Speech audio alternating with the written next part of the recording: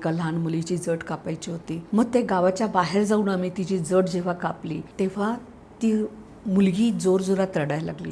तिची आई म्हटली, बघा इतक्या वर्षात माझी मुलगी रडत नव्हती, पण जड कापल्याबरोबर रडायला लागली. मग त्यांना जवळ बोलवलं, तेव्हा दाखवलं तर एक असा पापुद्रा तयार झाला होता स्काल्पच्या वरती आणि तो कापला गेला. तो कापला तसा त्याच्या आतमध्ये असणाऱ्या उवा सगळ्या अशा बाहेर यायला लागल्या. म्हणजे वारुळातून मुंग्या जशा बाहेर येतात तशा त्या उवा बाहेर यायला लागल्या आणि त्या सगळ्या हालचाल करायला लागल्या. आधी सुप्त अवस्थेत होत्या त्या, पण जेव्हा त्या हालचाल करायला लागल्या, हलायला लागल्या, चावायला लागल्या, तेव्हा ती रडायला लागली होती त्याच्यापणे. आणि तिच्या आईनं जेव्हा हे बघितलं तेव्हा ती मटकीने खाली बसली. अरे बापरे, हे काय म्हटली.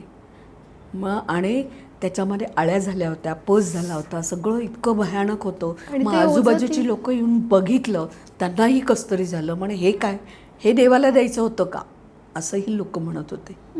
आणि तिची त्याच्यातून जटेतून मुक्तता केली. आज ती मुलगी, तेव्हा ती 5वीला होती आणि आज ती SYला आहे.